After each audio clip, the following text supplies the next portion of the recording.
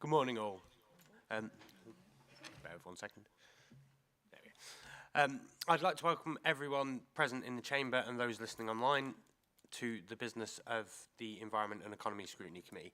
My name is Councillor Griggs, and in the absence of Councillor Carrington, Chairman of the committee, whose wish it is to inform you that he's isolating with COVID, thus is unable to attend, I therefore will chair this meeting only.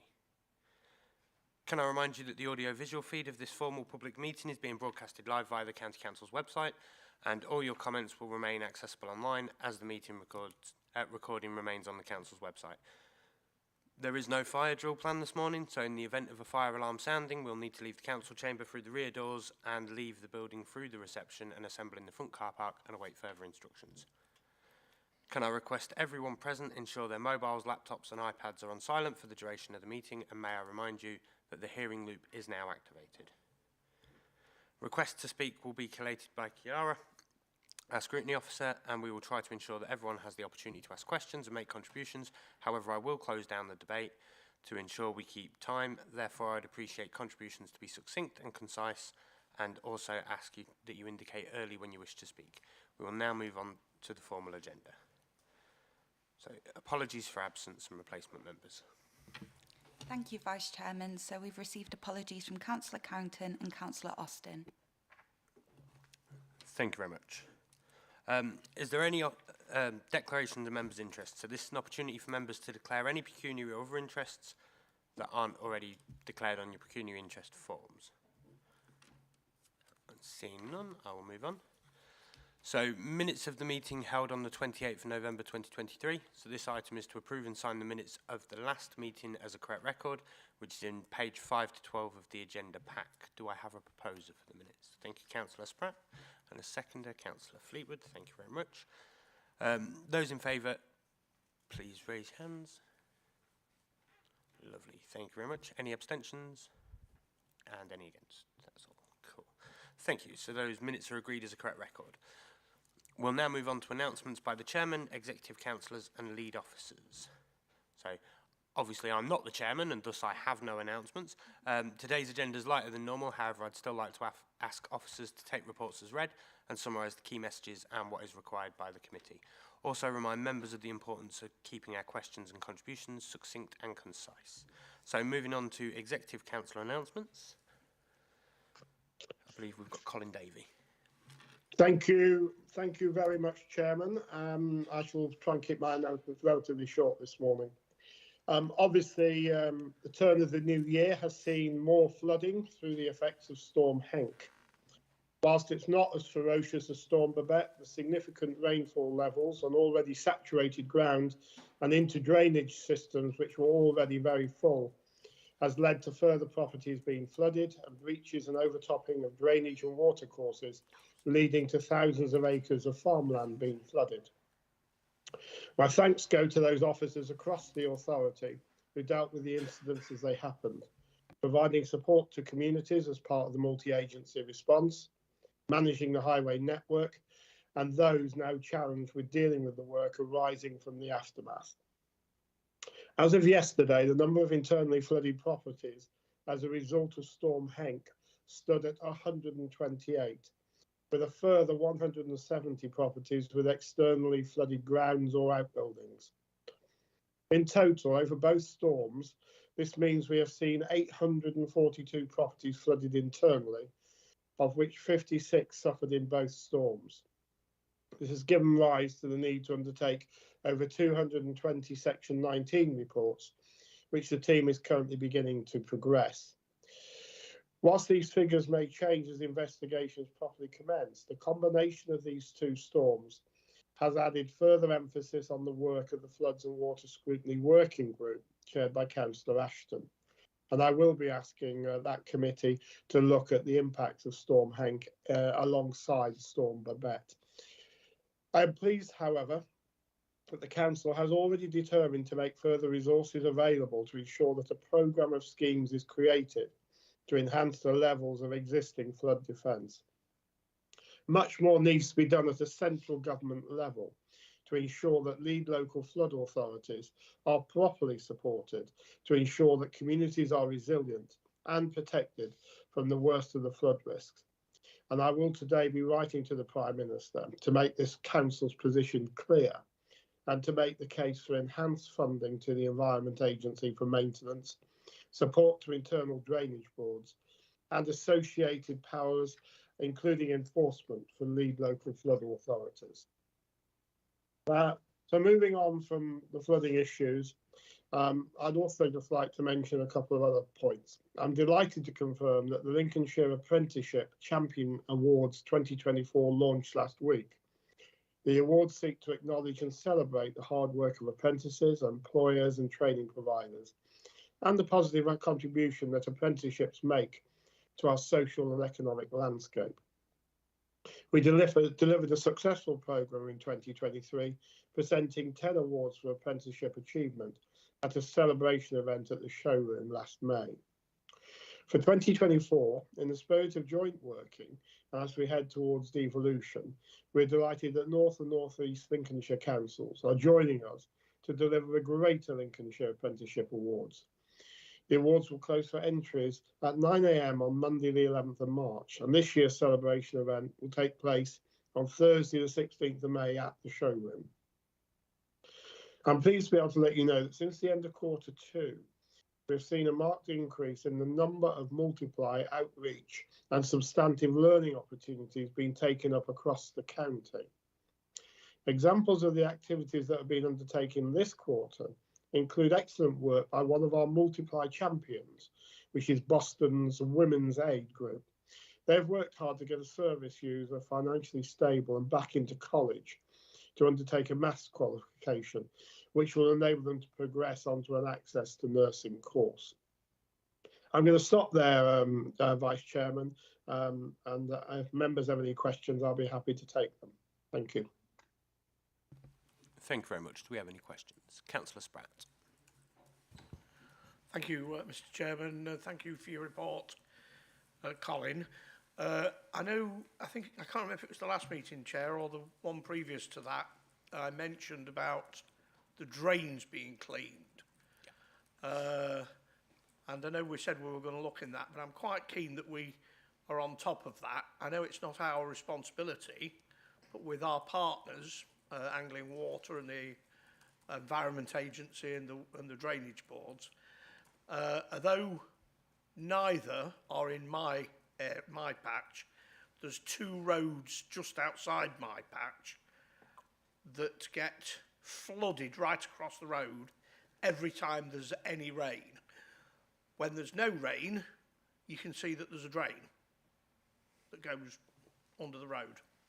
And I just think, because both of them are near the common, near the South Common, and I wonder if leaves and muck and everything gets in there, and I wonder if these authorities, not the county, but some of these authorities are doing their bit to make sure the drains are flushed out and cleaned to make sure they can take as much water as possible. I know we've got climate change, I know there's issues there, I understand that, and it may be that the drainage isn't sufficient for the volume of water. I understand that as well.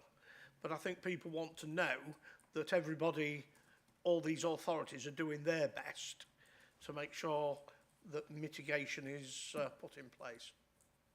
Thank you, Chairman. Thanks for that, Councillor Spratt.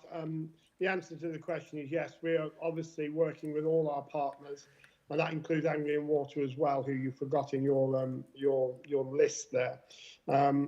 So the answer to the question is yes, we're putting some more money into this area. I think some of our work needs to be looking at drainage and gullies to make sure they're not blocked. So myself and Councillor Davis are having a lengthy conversation about how we're going to achieve that fairly quickly. But I do think partners all need to find the extra resource that these 2 storms have created to make sure that their networks are working efficiently and correctly. And of course, the Section 19 investigation work will look at all these areas where flooding took place and determine whether there is a particular issue that caused it. And if there is, then that agency responsible for that issue will need to make sure they repair it or resolve it so it doesn't happen again. So there's a lot of conversations taking place. and we're looking to bring extra resource into our team as well to manage these investigations. So we're still quite close to the events having taken place, but over the next few weeks, I expect to see a massive uptick in activity around the whole issue. Thank you, Councillor Spratt. Thank you, Chair. Thank you very much. Councillor Bowles was next. Thank you, Chairman. Yeah, it's another it's another question on partnership working, really, Colin, and it's more about communications. Obviously, I'm sure you're aware the Trent Bridge in Gainsborough was closed for a number of days due to the flooding. Whilst that obviously the decision to close that road and the bridge isn't a Lincolnshire issue, it's in Nottinghamshire. It is just because it's the other side of the river, so the daily impact on the residents at Gainsborough of closing that bridge is massive. When you pair it with Dunham Bridge also being closed, the only way to get anywhere is via Kidby Bridge, and you're adding an hour and a half onto your daily travels to get to work and things like that. So it does have a significant impact. The issue we experienced is, like I say, with it being a Nottinghamshire County Council decision, the communications from them were very poor about when the road was closed, when it was being reopened, what the situation was. Obviously, residents are contacting me and other councillors, you know, for updates through West Lindsey and Lincolnshire County Council, and obviously there weren't any. So it's just about how can we improve that relationship between, in our situation, Nottinghamshire and Lincolnshire, to make sure that we are getting up-to-date regular communications out to the residents, so they know what's happening and know how to reorganise and replan their lives as best as possible.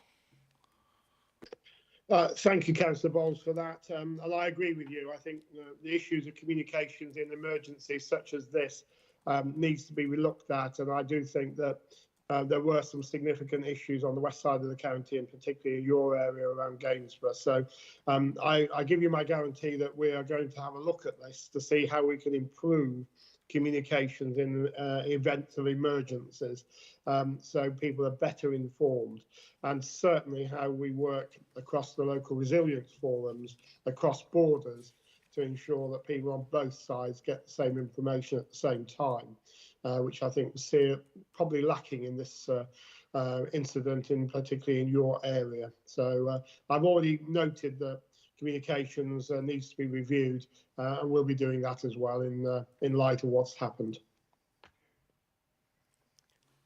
Councillor Haig, I believe you were next. Thank you, Chairman. Colin, after the first storm, there was some money provided for flood victims to apply for I think it was £5,000 for a grant. Does that apply to the second storm? And if it does, has the pot been increased to cover additional flooded properties? Thank you. Yes, there is further funding available on the back of Storm Henk. And what I will undertake to the committee is that I will ask officers to write to all members of the council, advising them of the various access routes for grants and support for flooded homeowners going forward. It's on my list to do. I'll make sure that's done this week, so members can inform residents who have this question how they can access the money. Councillor Fleetwood, you're next. Yes, I didn't realise we were going to be talking about flooding, but I will talk about flooding. As some people, I don't know, Colin, Councillor Davey is aware, there is going to be, I'll talk about it from an environment and an economic factor. As some people may be aware, there is going to be potentially a closure of Bardney Causeway through highways at the beginning of next month. Significantly, this comes at the same time that the Stainfield Fen is flooded, and hopefully won't be flooded at that time, but there are certainly the major concerns from within the settlement of Bardney with regard to people saying that they are going to become an island and cut off from issues from society. It's been alluded to that Gainsborough was cut off. Well, in order to get from Bardney through to Lincoln, it will be some dramatic route to get round. it does come down to partnership working, and I don't know if Councillor Davey wishes to comment with regard to cutting off a settlement from an economic factor. I know that I've bashed I've politely asked various officers and various councillors with regard to the issue from highways aspect, but I'm concerned with regard to the economic and the environment sustainability of that area. Any comments, Colin? Well, it's unfortunate that the road closure is timed when it is, Councillor Fleetwood. But unfortunately, this is a piece of road that has to be closed to give it the maintenance and repair that it needs. There is no good time to do the works, quite clearly. I know they've timed it, so 1 week of the closure is in the half-term holidays, which might help a little bit. But there is no easy way around this. The works need to happen. And if we cancel them, then they'll be put off for many months, if not a year. So I would say we're probably working through. I know Councillor Davis and the Highways team are looking at it, but I don't think there are many options in relation to this if we want that road to be fully functioning. And of course, any road closure does have an economic impact, but it's a temporary one. So I think we're probably going to have to work our way through it as best we can, and that means working with you as the local member to ensure that we take the right decisions at the right moment in time and support the community where we can. Thank you very much. Councillor Baxter. Thank you very much, Chair. Firstly, I want to say thank you to all the frontline staff and volunteers of Lincolnshire Fire and Rescue, Lincolnshire County Council, South Kesteven District Council, and all the parish councillors and other organisations involved with the recent floods. Particularly in Gretford and Tallington, which are both in my division, there were unprecedented floods and ingress of water and difficulties really, and without the intervention of those organisations, we would have been in a much worse situation. Having said that, can I ask what wash-up activities have been organised with the Environment Agency, other than the flood and water management meeting next month? Will there be separate wash-up meetings regarding this particular incident for lessons learned and how to put right the damage that has been caused? Secondly, will Councillor Davey meet with me and people from Gretford, Tallington and other parish councils? Deeping St James was also affected.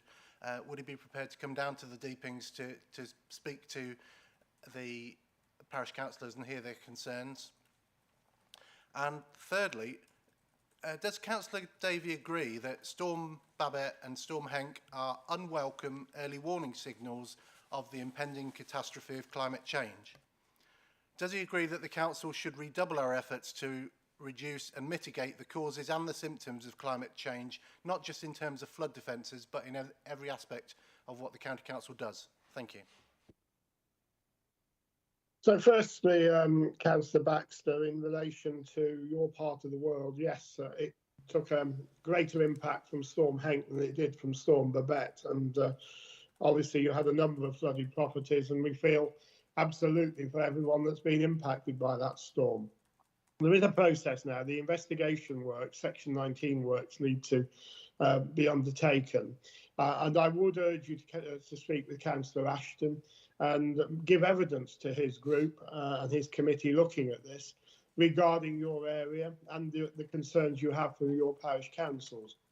I think once that work's concluded, I'm very happy to meet with you and with residents to talk about the issues and to make sure that everything that can be done is done to support them from the County Council's perspective, and also that the agencies tasked with the various roles that they have in water management in your area are all performing to the best of their ability.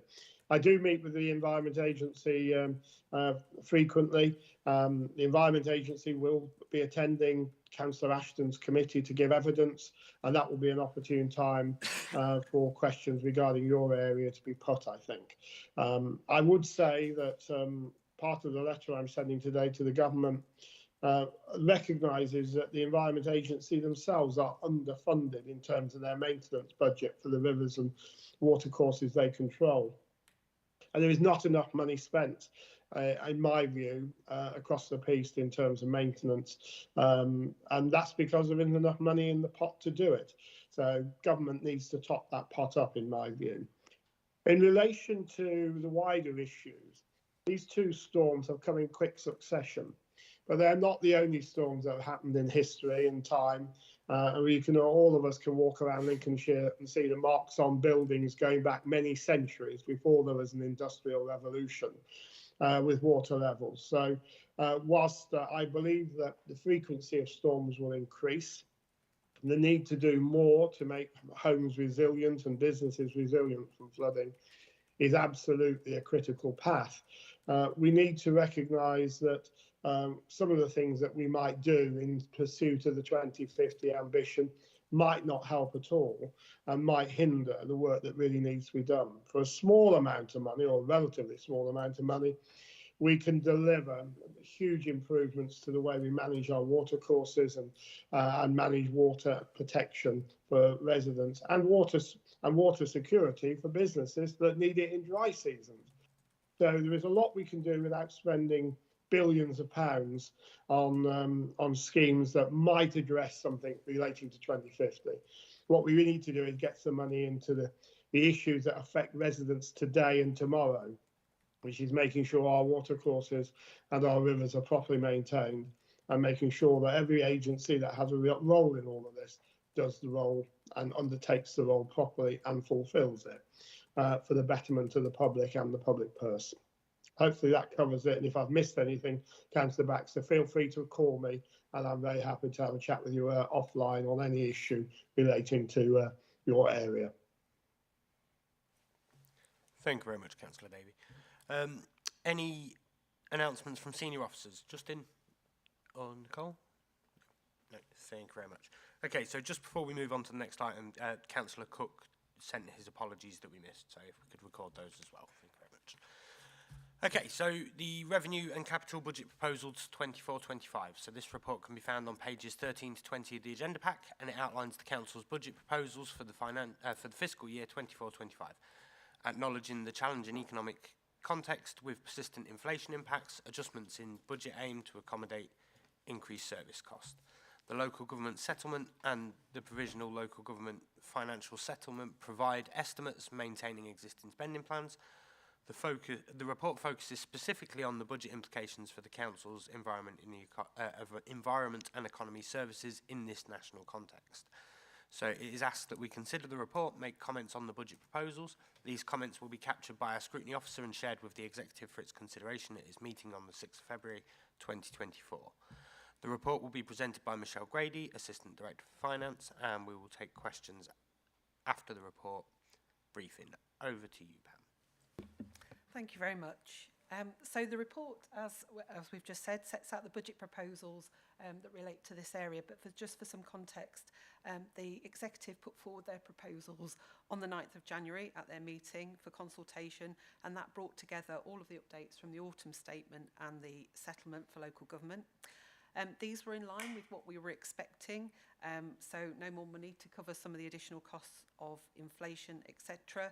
One thing that had taken us a bit unaware was the announcement in the autumn of the national living wage uplift, which was greater than what we expected, and that created quite a significant pressure for us, giving us a gap in our budget with a deficit position forecast for next year of just over £7 million. The council's approach to that was the executive proposed implementing a 4.99% increase in council tax for consultation purposes, and that forms part of the budget that's presented before you today. So just by way of changes specific to this committee, the table at paragraph 1.2.2 sets out our revenue proposals. This includes cost pressures of 2.2 million and savings of 1.8 million relative to these services. Just to note, pay inflation isn't included in these budgets. We've budgeted for that overall in the council with a 4% planned budget increase, estimated increase, and they'll be added to the service budgets as and when any pay inflation is agreed. The main changes are inflation relating to contracting costs, so particularly in the waste area and public rights of way. Some of the waste increased costs are being offset by income from recycling and the electricity sales from the energy from waste plant. Other changes relate to the planning team, following on from increased planning applications, and some of this is offset by additional income, and additional running costs at the business units are also reflected in the cost pressures. In terms of the capital programme, table 1.3.4 sets out the capital programme and additions to the programme relating specifically to waste and flooding, and paragraph 1.3.5 sets out our current investment to support flood alleviation, and also highlights that the executive approved an additional £4 million to be added into this area through the development fund at its meeting in December, looking at the in-year underspends and how they could be best utilised. So I'm happy to consider any questions or answer any questions before the committee makes its comments back to executive. Councillor Baxter. Thank you for the report. I wonder, and maybe I've missed it, what is the likely impact of changes in market prices? I know you're not a fortune teller, but the income we get from the sale or the cost of disposal of waste, paper, plastic, glass and everything else, are we forecasting that the market might change? Especially, I'm not sure when the Impact of the Environment Act comes through, but there will hopefully be more material in the waste market which might have an impact on prices. That's my first question.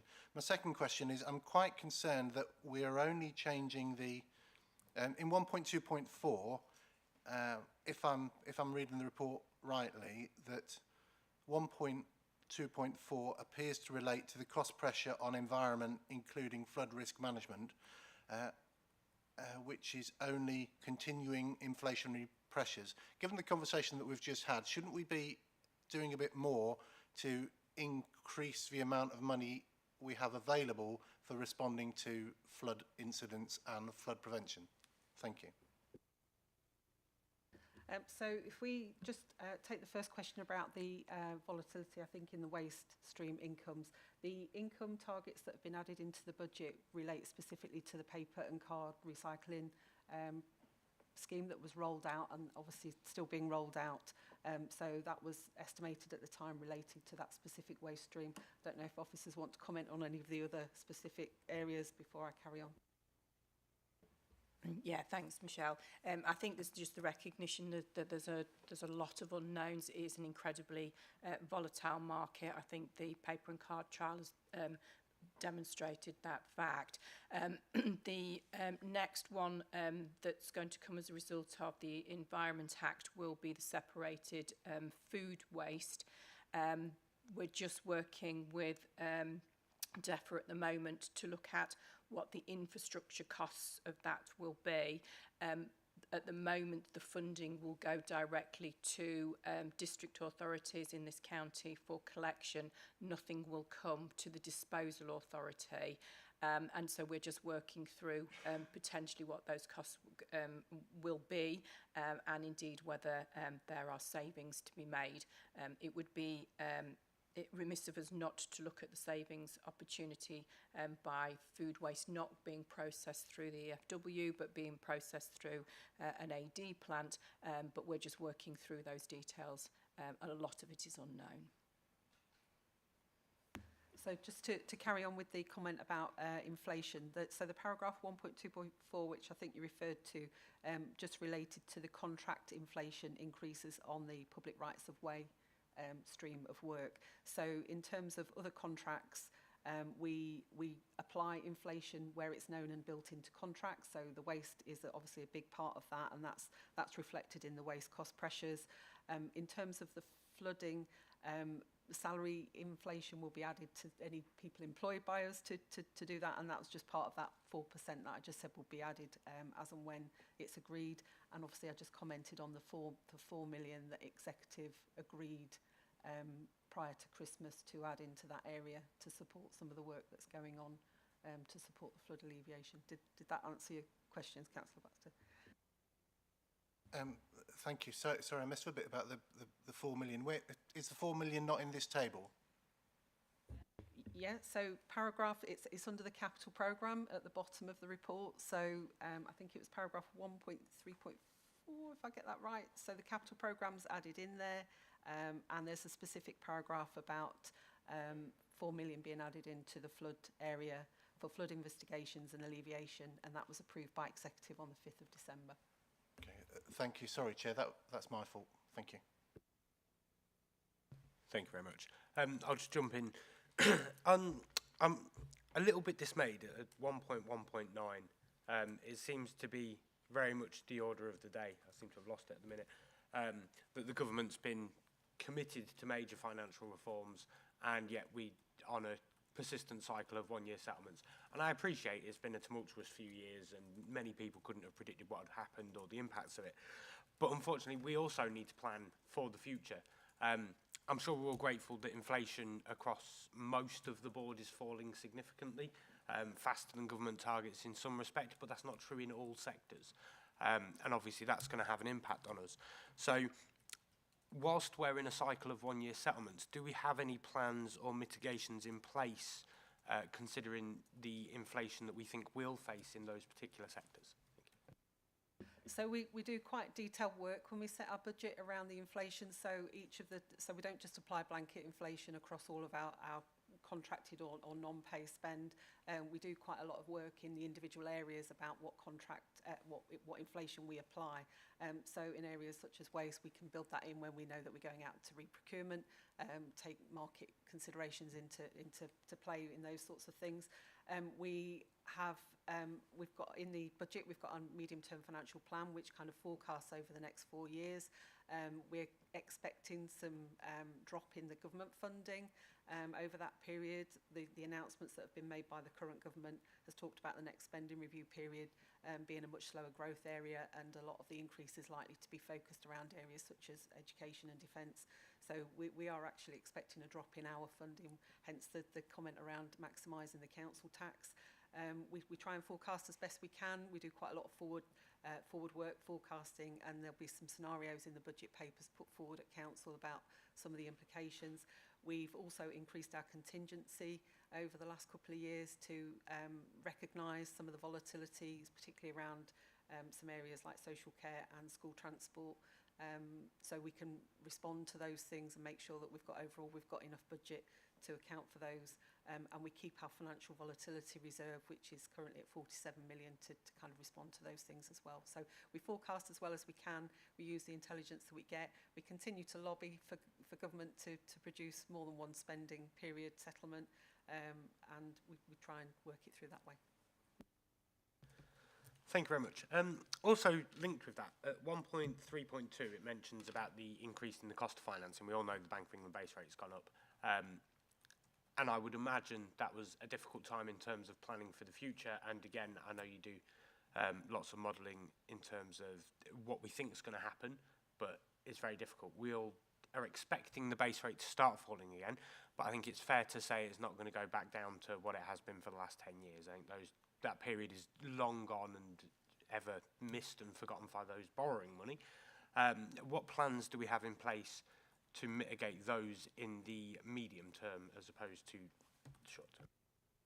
So we have a treasury strategy that's scrutinised by Overview and Scrutiny Management Board, and we have an approach to funding our capital programme. So our capital programme is all based on either revenue contributions in year or borrowing or grants where they're appropriate. Over the current year, we've been doing internal borrowing, so we've used our internal cash balances rather than going out and paying interest on borrowing rates, taking on loans. And also the 4 million that I've mentioned and the investment in the waste transfer stations, that's been done by revenue underspends in year, so effectively paying from our savings to fund those things rather than borrowing. So we're kind of mitigating all along by the way we manage our cash to try and mitigate the long-term effect of high borrowing rates that we're currently seeing. Thank you very much. Any more questions from the floor? Nope. Okay, seeing none. So thank you for your questions and comments, and this now concludes the discussion on the item. I move that the committee receives the report and supports the proposed budget for service areas within this committee's remit. And 2, I request that our comments from today's discussion are captured by our designated scrutiny officer and shared with the executive in support to their consideration of a decision on the 6th of February. If anyone dissents, please indicate now. No, thank you. That item is agreed. Okay, that brings us on. That brings us on to item number 6, so Town Centre Improvement Scrutiny Review. Executive Response Action Plan. So the report and associated action plan can be found on pages 21 to 36 of the agenda pack. On the 3rd of October 2023, the executive received a report on the town centre improvements in Lincolnshire, preparing a scrutiny panel A on behalf of the Environment and Economy Scrutiny Committee. The executive is committed to responding to the report by the 3rd of December 2023. And this response will include the identification of accepted recommendations and the development of an action plan for the implementation of accepted recommendations. Our actions today are to receive the executive's response to the report and to agree a plan to monitor and scrutinise the implementation of the agreed recommendations. This report will be presented by Vanessa Strange, Head of Infrastructure Investments, and Mandy Ram, Funding and Investment Manager. Before I hand over to the officers, I would like to make you aware the action plan has been updated further since the publication of the agenda pack. I have a copy with me somewhere, which I'm sure these lovely ladies will flag or give you if you need, with the highlighted changes, and so do members in the chamber, so you should all have one. However, I would ask Vanessa and Mandy to briefly reflect on the key amendments for the record and for the benefit of those watching live who won't have had a chance to see them. Over to you, Vanessa and Mandy. Thank you very much, Councillor Gregson. Good morning to you all. As you're aware, there's a lot of work's gone into this piece of work from Scrutiny Panel A, and it's been to this meeting previously and to the Executive. The Executive was extremely supportive of the work undertaken and the recommendations of the panel and this committee. And Councillor Davis has written to Councillor Dilks to thank him for the work undertaken over the previous period, and has asked officers to prepare the Executive Response Action Plan. As you point out, this was updated on Friday. Very limited changes to the version circulated. It did actually remove a couple of officer names as responsible for certain actions because further work is required on those areas, and I'll come to explain that in a second. It's proposed that the action plan will commence on the 1st of April 24 and run for a period of 1 year with quarterly review points and then evaluation to determine next steps. Inclusions will focus on key market towns and will not be limited to these, as new opportunities may emerge during the course of that action plan period. All of the actions that are in the action plan are considered to be proportionate.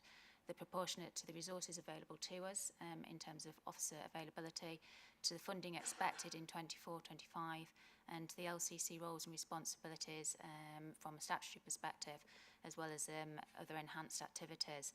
They also account for a wide range of activities underway in the districts, from bigger initiatives such as town deals and the partnerships that underpin them, through to their statutory responsibilities as well. 2 areas to particular highlight in that kind of field. It is around the need for cross-council working in the sense of internally to Lincolnshire County Council, and in this way in the action plan we set out an officer working group to oversee the action plan and to ensure that we're kind of addressing the key issues as they arise throughout the course of the year. There's also a local transport board approach to what we propose. This utilises an existing vehicle with external participation. It enhances what we, or at least will focus on what we know people are doing locally and gather views and actions to take forward.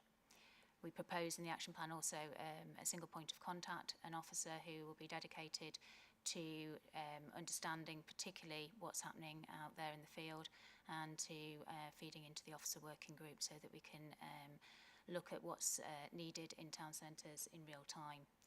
And also we'll be looking at a place-based approach to all of this so that it's a whole system approach to what we need to do to make town centres work more effectively and better for the future in Lincolnshire.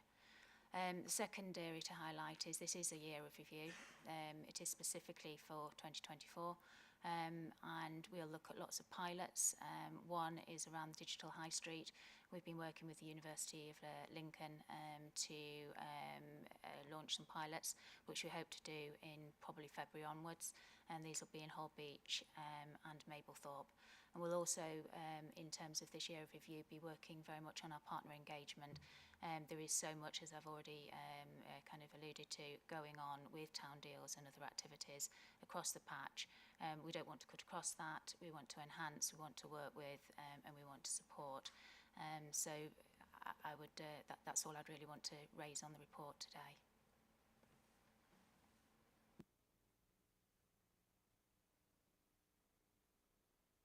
Sorry, my microphone's off. Councillor Taylor, I believe you indicated. Yes, thank you, Mr. Chairman. Thank you for the report there from the officer. And it's encouraging to hear the executive support the work that took place by that scrutiny panel.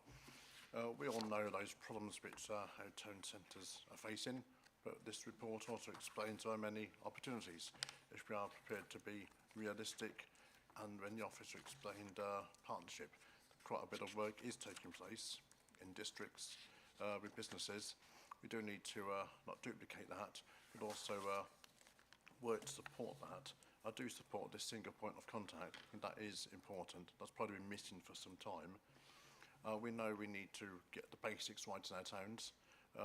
Clean towns, safe towns. We know that a clear connection between clean streets and safer streets. There's also a connection there between the work carried out by PCC and a local police, because we know at the moment towns need to compete. It's so easy to purchase online. Online are also now offering customer service, which towns need to compete at doing. Towns now need to be flexible regarding the way they operate, including the opening hours. They need to compete and fight back a bit more, because we need to face the future. We're not turning the clock back to the 1950s. We are looking forward, and we need to compete to survive. So I do support the work that's taking place here. Regarding SPOC, single point of contact, it'd be interesting if we can have some further updates on that. For example, training or updates on the progress that when it's taking place, because I believe that's fundamental to this piece of work working, and if we can all support that. Also support the events that take place in our towns. We know events do attract people. In PCC Holbeach mentioned, in the south of the district, and Mablethorpe there mentioned, because there are many towns in Lincolnshire. I must admit, I've not been to them all. Maybe I should make an effort this year to attend more towns, because if we all do that, in Spalding, of course, the flower parade returns again for the in May, a 2-day event this year.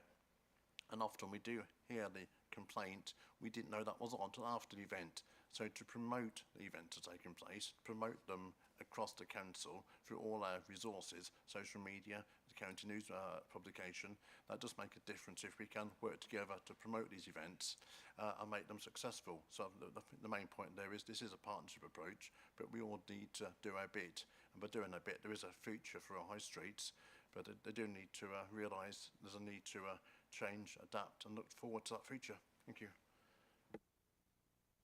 Thank you very much, Councillor Taylor. Did either of you ladies want to come in on that?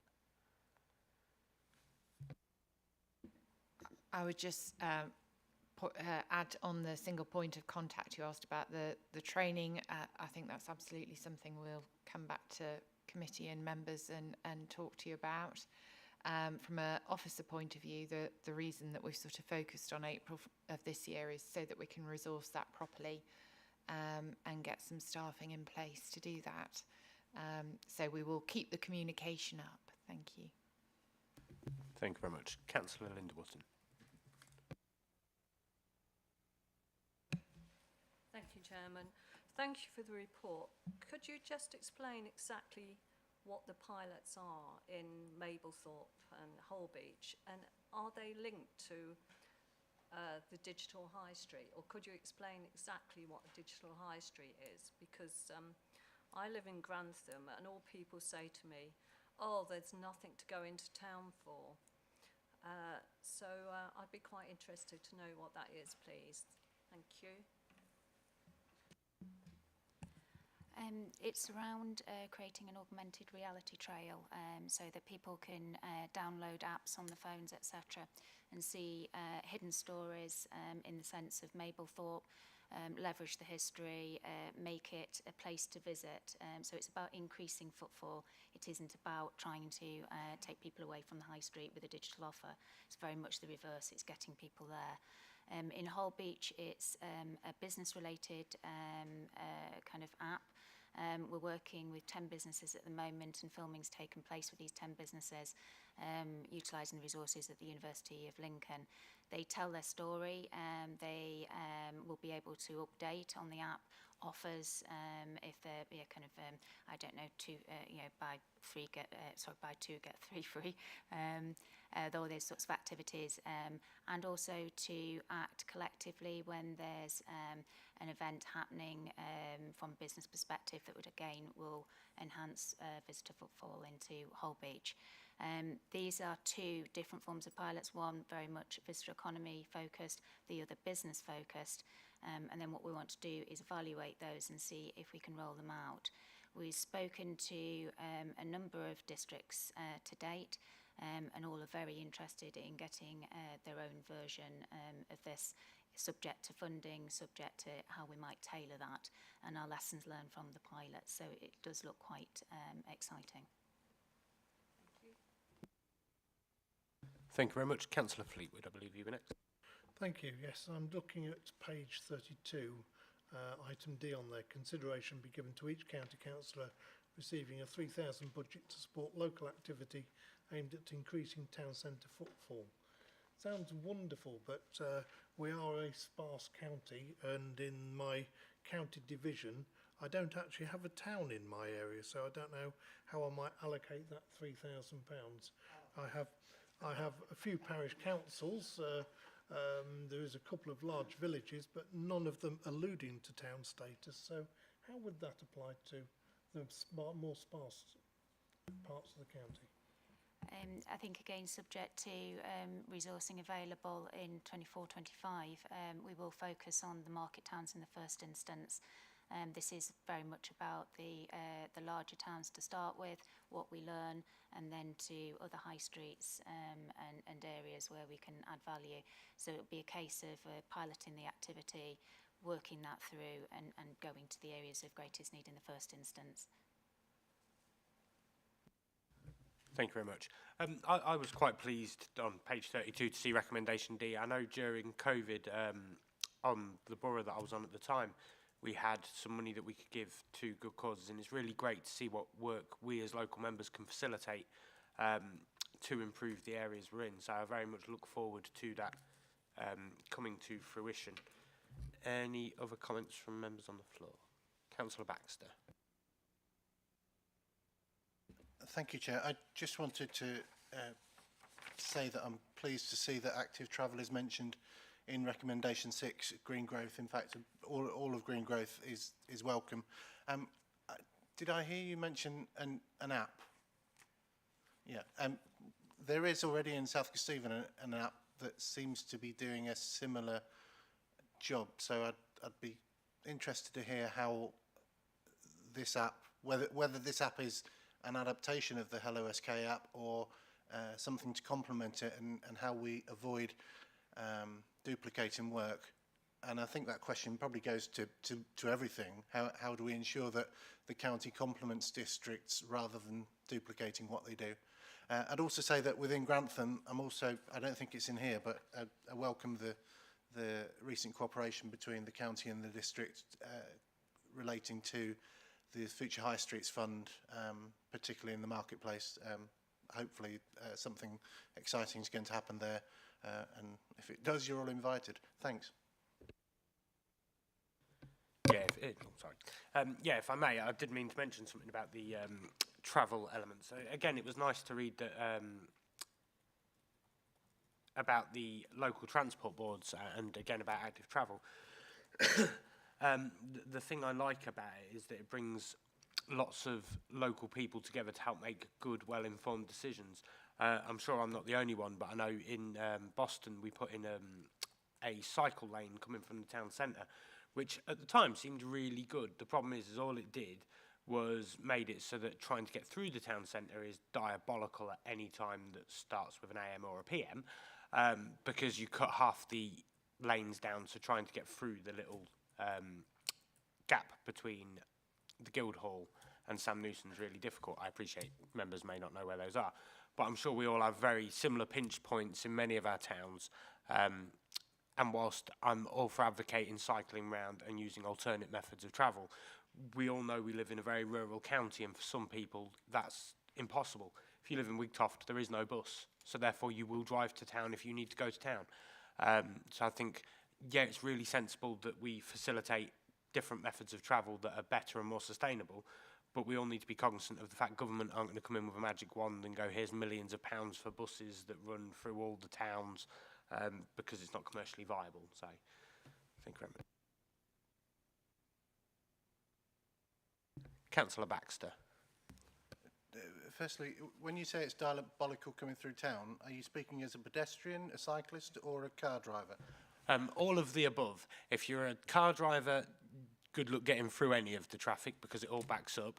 If you're a pedestrian, good luck crossing the road because cars are all trying to rush through the tiniest available gap because they've been fed up of sitting there for 40 minutes trying to get out of the town centre. And again, if you're a cyclist, the carriageway is only big enough for a car, not a car and a push bike, depending where that car is parked. So again, as a cyclist, you can't get through to get to the cycle lane in the first place. Sorry, if I might come back just once more. The £3,000 for, presumably, is it for every division, or is it just for divisions where we have a town or part of a town within the division? And I think it's an interesting conversation because we've had long conversations about whether or not the county council, what the process is for preventing county councillors from using such a gift to further their own kind of pet projects or vanity projects, or on the other, with the boot on the other foot, how to make sure that the £3,000 can be spent in a flexible way which meets the needs. People are, I think, a little bit suspicious when it appears that one person has a kind of veto over that money. But the other problem with the £3,000 to sort out active travel or anything else is it's not nearly enough. £3,000 doesn't scratch the surface if you want to put down tarmac or sort out a pinch point. If I may interject, Councillor Baxter, I believe you've misunderstood what that £3,000 is for. Bear with me 2 seconds while I find the relevant page.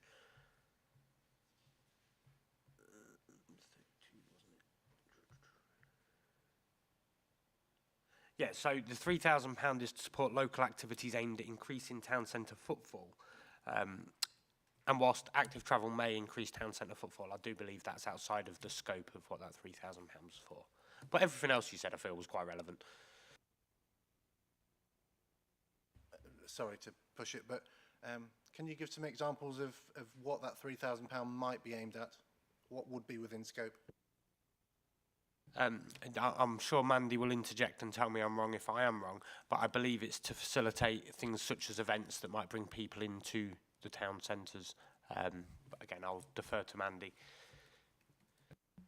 Yeah, it is events, festivals, promotional activity, etc. And going back to your point earlier about avoiding the duplication, we've spoken to South Kesteven on a very informal level, so we will make sure that any app or any activity is done in conjunction with both South Kesteven and any other district to make sure that it's an enhancement and not a duplication.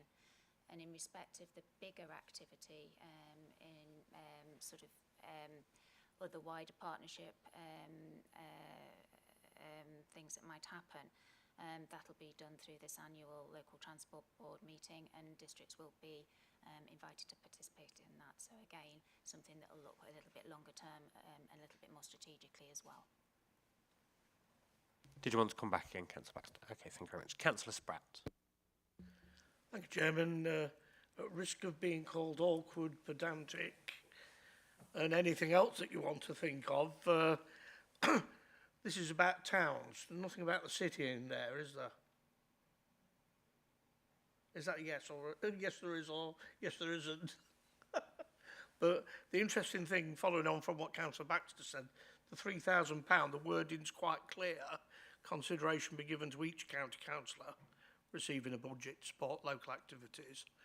So that will surely include councillors within the city, because it is clear, it says each county councillor, not each county councillor within a town. But this was specifically designed to look at towns, wasn't it? Rather than the city, because I know in the city, because I'm a double hatter, we've got a different regime, let's say, in terms of grants from the government and such like. Can I say, we are still working, I think, political answer, we're still working through the detail on this one, just the honest answer really. When I think back to the conversations we had within the panel, there was a real enthusiasm for local members, yes, who are in towns, but we also had conversations about those who are in the immediate kind of what you might call rural hinterland. So I think there is detail to work through. Undoubtedly, there's also detail in terms of the checks and balances versus the flexibility. And as officers, I think we're always mindful that it's both public money, so it needs to be spent appropriately, but also it's £3,000. So the level of flexibility is important, otherwise we stop anything from happening. Quite happy to sort of share with members as we get the detail on how that's going to work, if that works for you, Chairman. Yeah, thank you very much. I'm sure myself and Councillor Baxter and others on the committee would be quite eager to see the detail of the rest of the scheme. Councillor Wootton. Thank you, Chairman. Confused.com. On page 32, the 3,000 budget that's going to be allocated to all the district councillors, county councillors. On the second column, which I thought was the reply from the executive, it says combined pot rather than individual allocations.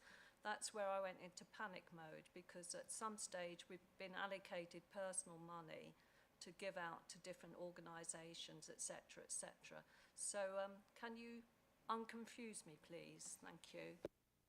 I can indeed. I'm sure I'll refer you to the ladies in a moment. I would imagine that it's some form of mechanism to allow, for instance, 4 councillors who all converge on a particular town to put their money into the same pot to facilitate bigger or better things. But again, I'll defer to our officers who are more knowledgeable.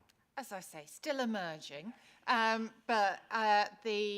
I think the plan at the moment is that there would be a pot of money to be applied for rather than a compulsion that you're going to be given this money, given that some members may not have a project to spend it on, and a limited resource that we need to spend wisely. So a pot of money that you could say, I've got this great project, and yes, there's 4 of us who want to combine, would probably bring even greater weight, I imagine. I think we'll take that one away as an idea, shall we, Mandy? Anyone else who'd like to be on the working group, please let me know.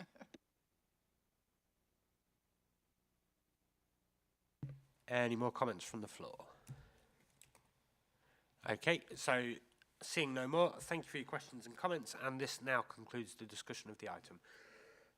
The proposal is to record the following key findings and comments from the committee, so the things we've all discussed, and I move that the committee endorse the report and action plan and are satisfied to be recorded on the detailed account providing regarding actions that seek to discharge the recommendations, and I ask that a further update is brought back on the progression in September 24. Does anyone dissent?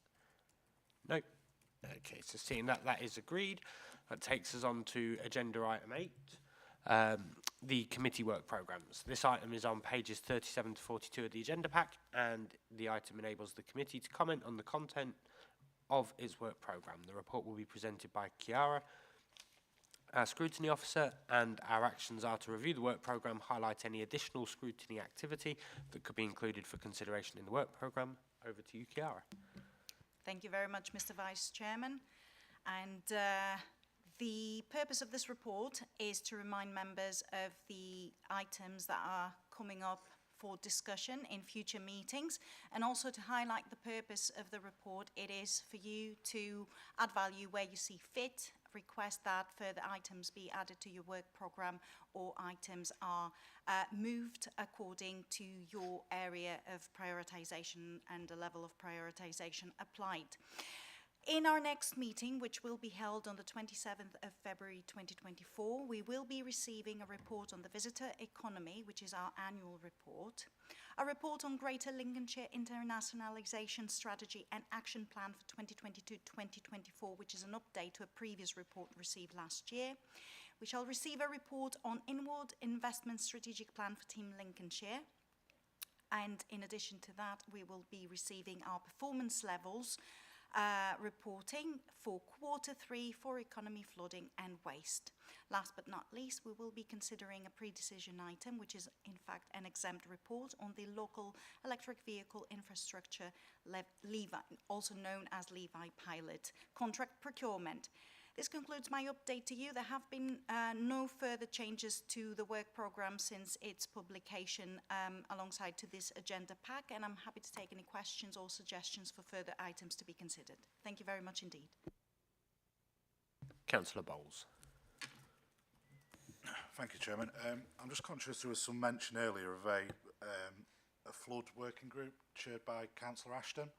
I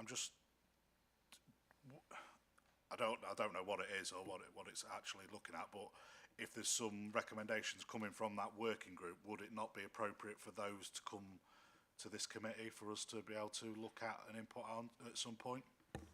Thank you very much, Councillor Bowles. So the working group will be primarily reporting to Flood and Water Management Scrutiny Committee. However, considering that this area falls directly under our remit as well, we can request that a report be presented and added to our work programme as well. I will liaise with the colleagues who are looking after Flood and Water Management Scrutiny Committee and make sure that as soon as the report is available, we communicate and add it to our work programme. Thank you for that. Councillor Baxter. Yes, two things. Firstly, I might be missing it, but I can't see the Thorpe nuclear waste disposal issue on there. That is because we don't have a date yet for that, but it is it is on our radar and it will be added shortly. Thank you. Shouldn't it be in number 3 then, items to be programmed? As you can see, that list is very long already, and it is a reoccurring item, so there's no way it's going to be missed, but I will add it there as well. Thank you. Thank you. My second issue is, I think, energy generally, but particularly solar, the impact of solar farms, the positive and negative impacts of solar farms. Is that covered by anything that's currently on the agenda? If not, can we add it? I should say that this question would have been better asked by the assistant directors, but I can take that back and inform you and members of the committee by email. Is that okay? Thank you. Thank you very much. Any other comments? Okay, so I move that we note the report and approve the existing work programme as detailed in pages 37 to 42, and additional items, depending on the feedback, are then highlighted and included where necessary. Does anyone dissent? If so, indicate now. No? Okay, thank you very much. That is agreed. So that brings us formally to the end of the meeting and now concludes the business of the meeting. Thank you very much for your attendance, everybody. I wish you all a very safe journey home, and hopefully it stopped snowing while we've been sat in the meeting. Thank you very much.